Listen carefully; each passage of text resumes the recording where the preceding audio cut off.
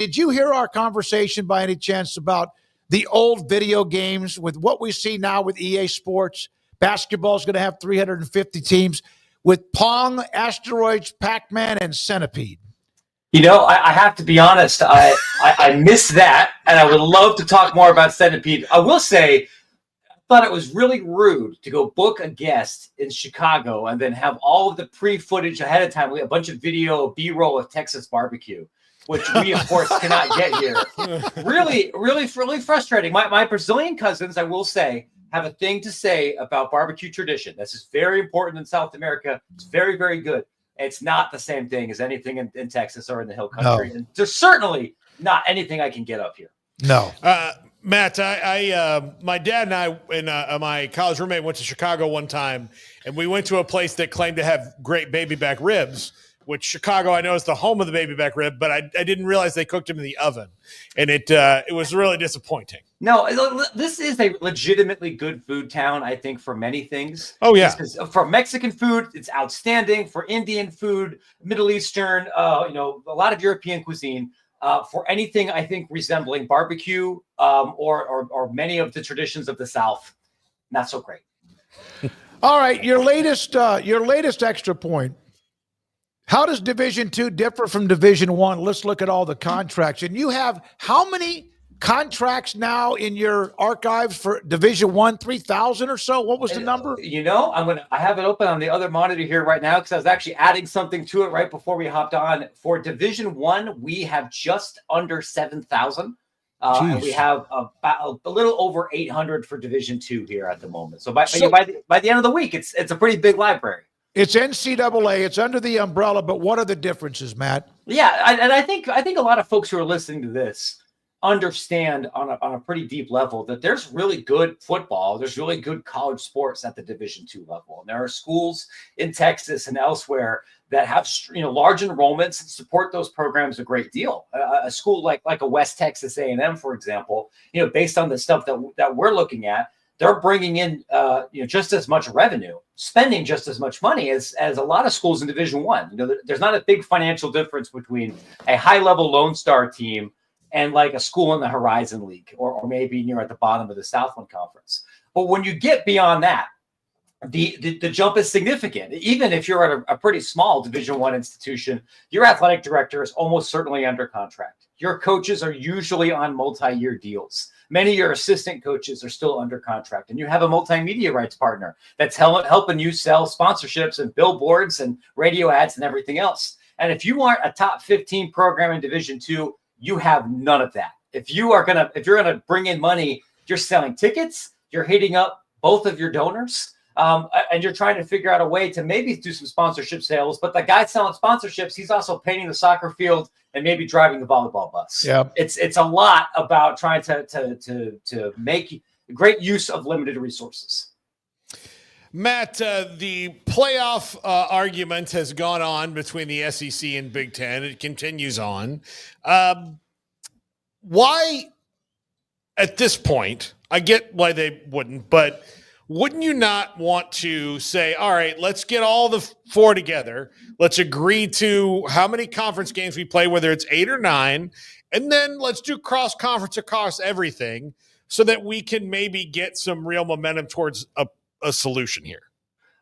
I think the reason that isn't happening is because there's a lot of people who have their feet really dug in deeply about not wanting to reach an agreement on many of those things.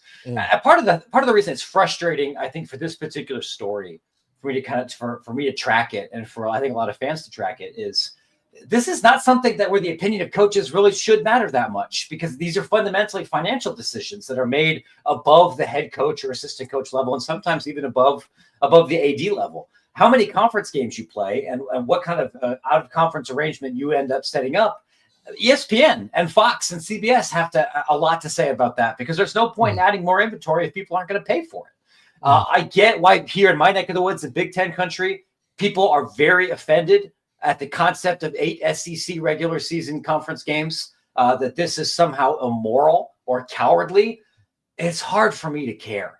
And I am deeply excited that we're going to have football in 3.5 weeks, so we can shelve all of the stupid stuff until late November when it's time to pretend like it matters for the college football playoff selection committee. I think you summed that up very well. My feelings as well, and I think a lot of others who are kind of like just tired head over the whole back and forth of it all, and are very excited to have football coming back. Matt, Memphis last week created a bit of a stir when news got out about their bid to get into the Big 12, and there were some particulars to it. It wasn't 250 million or 200 plus million cold cash. There was sponsorships involved and things like that, but Big 12 apparently says not interested. What do you think this says about just Memphis, the Big 12, and just the greater realignment picture right now, what they were attempting to do? Yeah, I've seen some fans and even a couple of reporters kind of making fun of Memphis for doing this. And I can't fault them. Like, what would you want them to do? If I was a fan of anybody that wasn't currently in a power league, I would want them to knock every door and call in every corporate favor they possibly could to try and change your trajectory. I've been covering college sports full time since I think about 2011. And I want to say I've written about a Memphis proposal to the Big 12 at least 4 different times. So like this is not a new thing. It spans different presidents, different athletic directors, different administrations for everything else.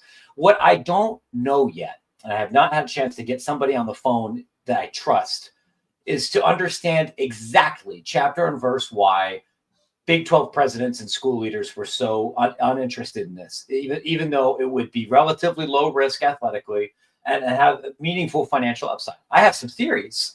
They're not things I think I want to say on the air if I can't prove them or at least source them. But I think that's interesting. The price to get into any league, honestly, even if it's a G5 to G5 league at this point, is not zero. The idea that you need to pay your own freight either through an entrance fee or a decreased media fee or some kind of sponsorship, that's not unique to the Big 12. Like, that's true in FCS. That's true in other places here as well. I think this just shows how expensive it's going to be to get somebody who's not currently part of the party into a league like the Big 12 or the ACC.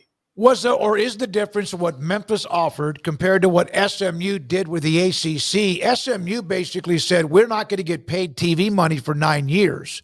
Yeah. Where Memphis still wanted to get something back, but they were willing to raise a couple $100 million with FedEx and Lowe's or whoever else. It wasn't quite the same.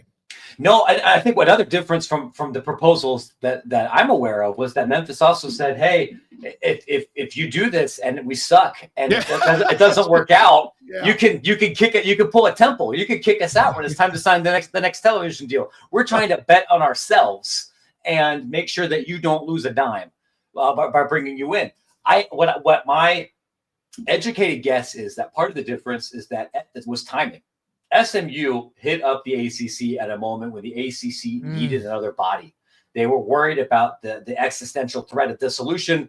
They really needed another institution, and SMU was going to be more palpable than anybody else that came in. Whereas Memphis is trying to join a league that doesn't need to add anybody right now. The Big 12's gotten a hell of a lot bigger already over the last couple of years. And while Memphis has a lot of money, and Memphis has some brand cachet with men's basketball, and they've been quietly a surprisingly consistent football program over multiple coaches, which is pretty different from maybe when you and I were kids. They simply don't need them. So if you're going to go add somebody that you don't need, you really need to be completely blown away. It's a difference between interviewing for a job, I guess, when you already have one versus when you don't. And maybe if the timing was different, if Memphis had provided this exact thing maybe 3 years ago, maybe the response would have been a little bit different. I don't know. We had somebody who is, I'm not going to use the name, but it was a source within the Big 12 during the time they were trying to react to Texas and OU leaving. Is Memphis, we always thought that they might have had a chance to get in if they would have said yes, but we were told that, and this is from somebody that would know, that they weren't even fifth among those that they were going to invite into the Big 12 had somebody among the top 4 said no or could not get it done. Does that surprise you? That doesn't surprise me that much. And this is what I want to try to report out a little bit more. And it is funny because sometimes there really is a pretty big gap in the public perception about, where a school might sit within realignment. I think a good recent example was the Sacramento State. that was very public and saying, look, all the money we're raising, we're bringing in Shaq for some reason. We're going to make our way to the Pac-12 in the Mountain West. Then I would talk to the consultants or talk to some ADs that were in the room. They're like, here's our list of 8 schools, and Sacramento State's not on that list. They would be much further down. I don't know if Memphis not being in that top 5 or top 4 is a reflection of their athletic facilities. I don't know if it's a reflection of academic strength. I don't know how much of it is classism. I don't know how much of it is tied to personality conflicts or personnel conflicts between leadership at that university and maybe some other ones. The answer could be all of the above. But when you have somebody that seems to meet many of the check marks on paper, not get close, and Memphis has tried this several times. I distinctly remember when I was at Fox writing a story about, like, we brought in Justin Timberlake and we mailed everybody ribs and barbecue, and like, here's this gigantic 20-page proposal that we sent, and not even getting a call back. I have to think that there's something more to this situation than what it seems, and I would like to better understand what that is. The first time around, it's because they weren't going to do it. It was just smoke and mirrors. I mean, they just threw it out there to make it seem like they were doing something. To the ACC now, they finally get the Clemson and Florida State lawsuit settled, and it's like, okay, we can just kind of float along until 2030, 2031. And then the UNC stuff pops back up during ACC Media Days because of a report of it from Inside Carolina. They said, look, very much still, their goals of the SEC and all of that. How do you think that the ACC feels about this, given that they're not even 2 months from the FSU Clemson settlement, and they already have to start, kind of throwing water out of the boat again?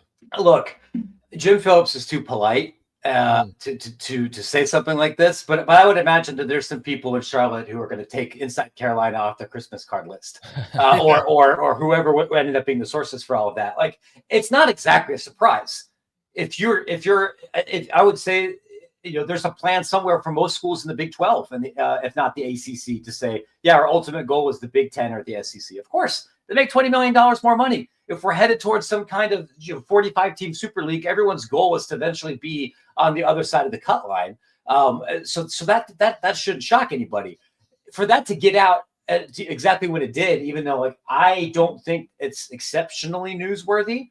I have no reason to believe that there's anything imminent or anything has meaningfully changed on that front over the last month.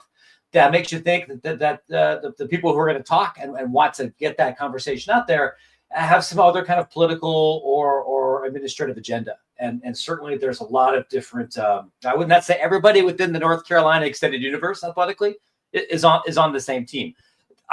Nothing I've read or seen or talked to any of my sources would have me think we're on the verge of another P4 Realignment Palooza in the next couple of months. That, I think that if we're seeing that, it's going to be more at the FCS level. Matt, Super League is something that's out there.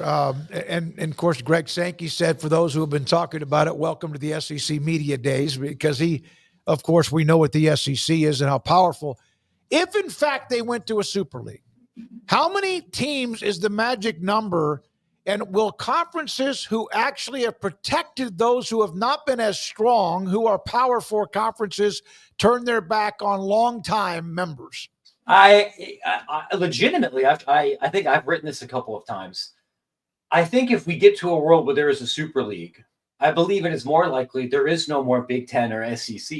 There is no more Big 12 or ACC for football. There is just the Super League. Mm-hmm. And then you can't draft off of being Ohio State's friend back in 1918 to necessarily be in this kind of entity. Can you stand? Does your fan base and your television market and your history and your reach stand on itself? And if you dissolve the Power 4 football conferences and create something in different, yeah, I think there's a pretty good chance that probably doesn't include Northwestern and Indiana. Or Vanderbilt or Mississippi State. To whether we're talking about 60 teams or 40 teams or 48 teams or 32 teams, a lot of that is going to depend on Congress and on who is bankrolling this potential Super League. You're going to limit your antitrust exposure the more schools that you have into it. But the maths is going to be different, whether the backing agent is CBS or private equity or the Saudi Arabian government or the moon or who knows who else. I don't think it's coming next week or anything, but No. it could it happen before 2030? Sure. I think that's possible. Yeah, the TV network renegotiations always seem to start something, college football conference realignment or something major. So we'll see what happens there. Matt, thank you very much. What's your next newsletter? You want to tease it? I think the next big thing that folks here are going to be interested in, besides the return of the Extra Points Bowl, we're going to share some more information about what that's going to look like. If we were talking about video game news before you brought me on, when I was in Brazil, it broke the story at the college basketball games coming back. I would say stay tuned. I'm working on some more updates on that project that I think will be interesting to people. Thank you, buddy. Always great to have you. It's a great newsletter. I subscribe to it. Matt Brown, Extra Points with us on 365.